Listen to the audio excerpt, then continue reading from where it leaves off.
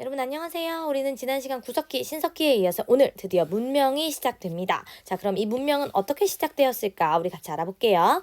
우리는 신석기 시대 드디어 농사를 짓기 시작했어요. 그러면 농사가 잘 될 것 같은 조건은 뭘까요? 뭐 여러 가지가 있겠지만 요거 바로 큰 강 유역이 농사에 유리하겠죠. 왜냐? 일단 큰 강 유역은 물을 구하기 좋죠. 그리고 이렇게 물이 홍수가 나면 이렇게 넘치면서 그 땅에다가 되게 좋은 물질들을 공급해줘요. 그래서 기름진 땅을 만들어주거든요. 그래서 큰강 유역은 농사가 잘 되고, 그래서 사람들이 막 모여들었겠죠.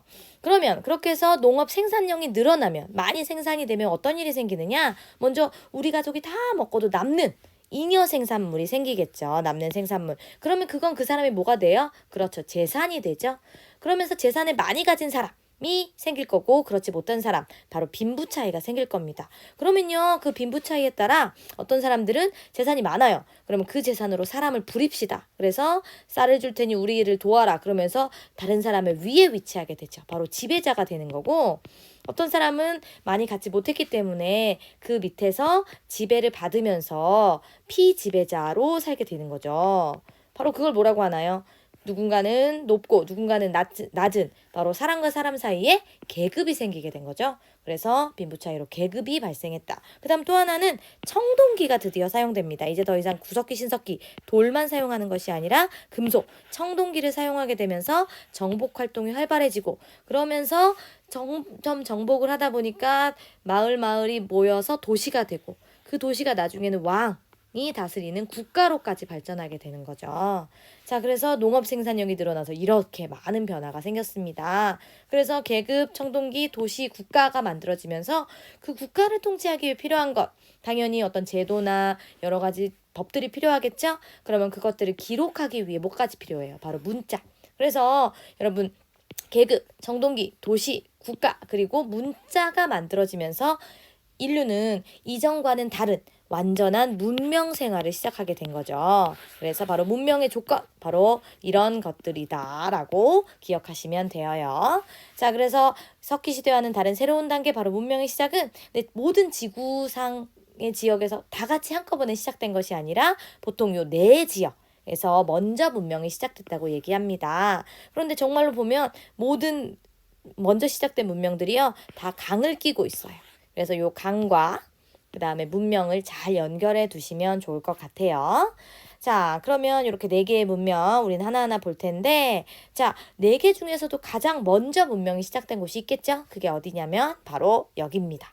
메소포타미아 지방. 농경이 발달하고 국가가 생기고 문자가 사용되는 게 가장 빨랐던 곳이 바로 이 메소포타미아 지방인 거죠. 그래서 메소포타미아의 티그리스, 유프라테스 강, 바로 여기에 수메르인이라는 사람들이, 그러니까 되게 똑똑했던 거죠. 세계에서 제일 먼저 문명을 만들었습니다. 여기가요, 이렇게 찍 해가지고 비옥한 초승달지대라고 되게 비옥한 기름진 땅이었어요. 그래서 여기에 사람들이 모여서 문명을 처음으로 일구게 된 거죠. 그래서 인류 최초의 문명은 바로 메소포타미아 문명이다. 기억하시고요. 그래서 문명의 흔적들이 이렇게 남아 있습니다. 그래서 이 메소포타미아 문명에서는 도시 중심에 이런 신전을 세웠어요. 그 신전의 이름이 지구라트.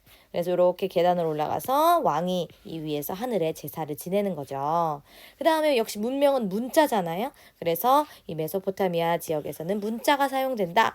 이렇게 점토판에다가 찍어가지고 쐐기로 찍어가지고 표시를 한 거예요.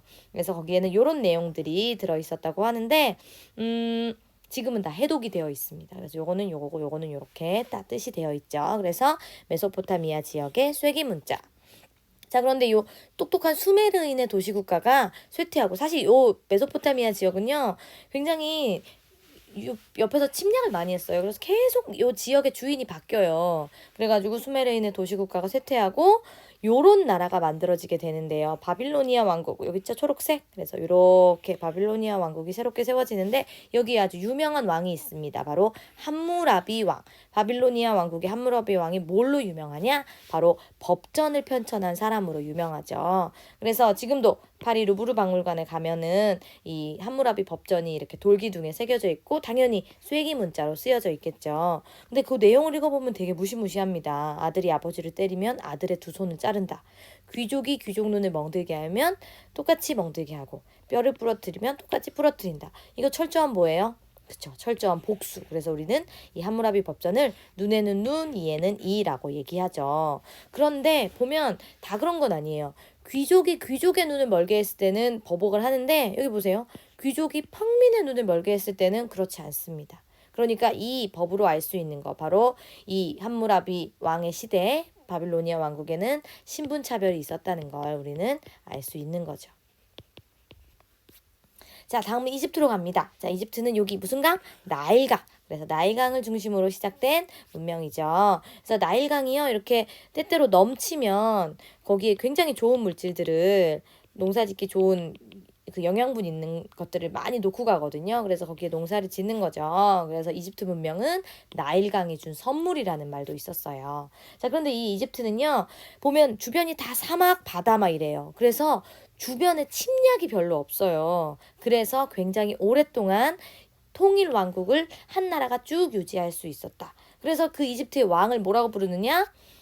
태양신의 아들이자 살아있는 신 바로 파라오라고 부릅니다. 그래서 이 파라오가 강력한 권력을 가지고 통치했는데요.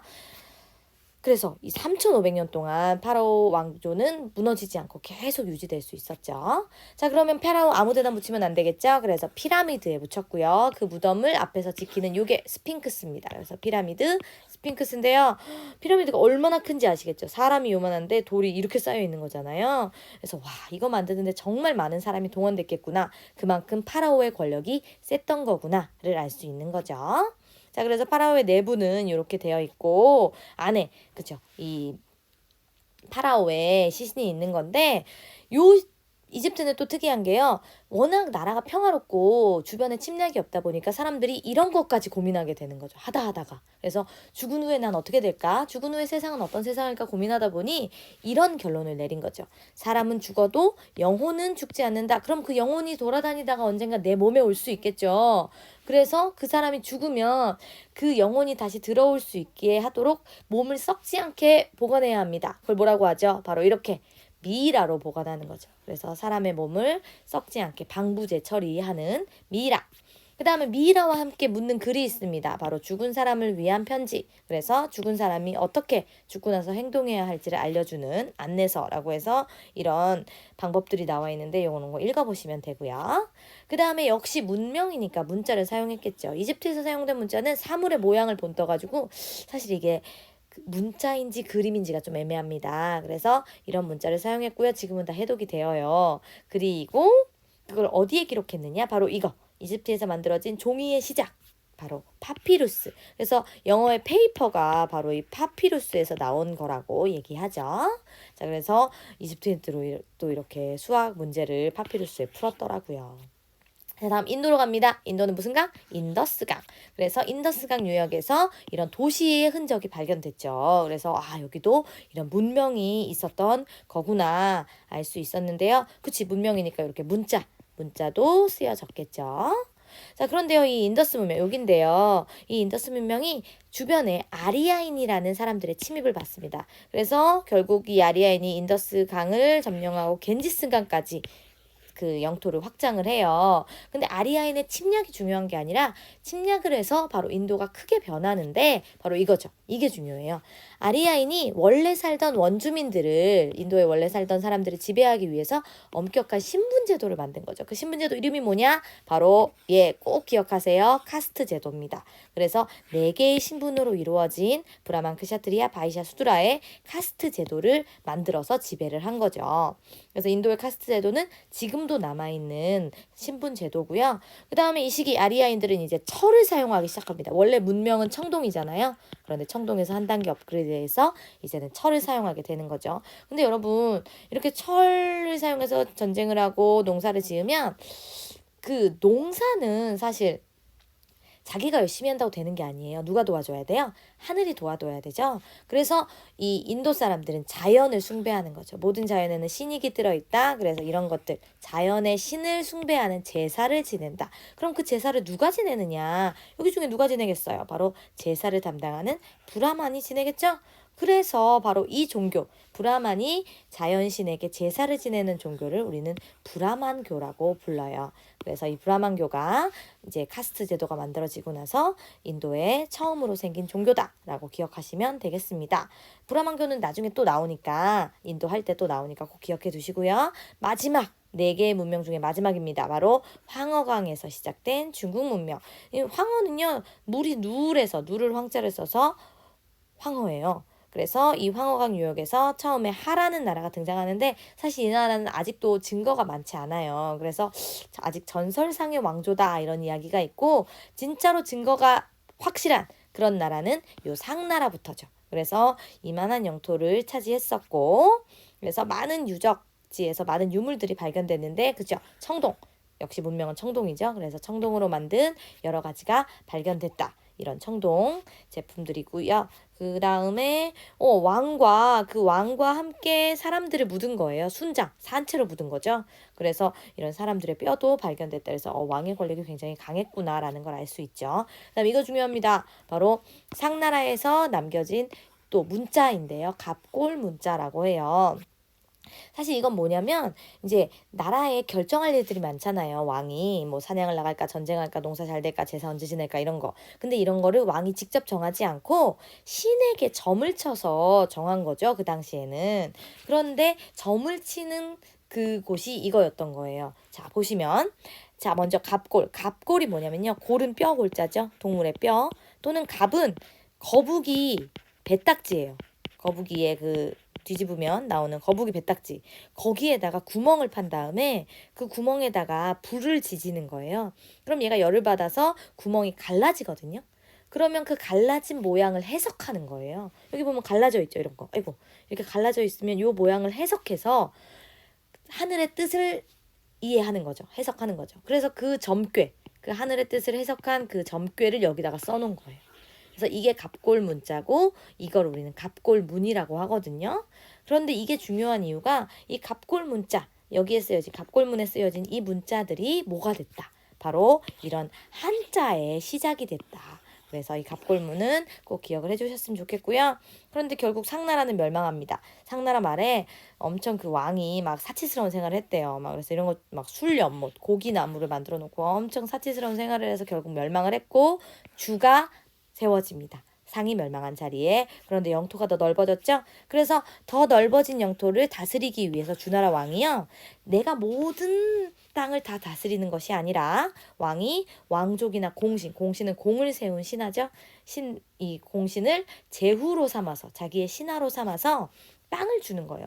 야, 이거 내가 나눠줄 테니까 너가 여기 알아서 다스려라고 하는 거죠. 그러면 이 제후는 왕에게 그 세금을 바치고 전쟁을 할 때 군사를 보내줘가지고 왕에게 충성을 하는 거죠. 그러면 왕은 뭘 다스리냐? 왕은 수도 부근만 다스리는 거죠. 그래서 왕이 제후한테 이렇게 땅을 주고 그 대신 충성을 받는 이런 제도 바로 뭐라고 부르느냐? 봉건 제도라고 부르죠. 그래서 요거 잘 기억하시고요. 봉건제 이거죠. 그러니까 왕이 제후한테 땅을 주고 제후는 왕에게 충성을 바치고 세금과 군대를 바친다라는 거. 이렇게 기브 앤 테이크인데요. 이거 약간 걱정되는 게 있죠. 누가 걱정돼요? 그렇죠. 바로 이 제후. 제후가 이제 왕의 말을 안 들을 가능성이 있는 거죠. 그래서 제후가 성장하면 어떻게 되는 거지? 바로 그 이야기가 우리 다음에 이어질 겁니다. 그래서 주나라 앞으로 어떻게 될까를 생각해 보시면 되는 거고요. 자, 우리 오늘 4개의 문명 얘기했어요. 그 각각의 문명을 기억하시고 그 특징들을 정리해 보시면 되겠습니다. 고생하셨어요.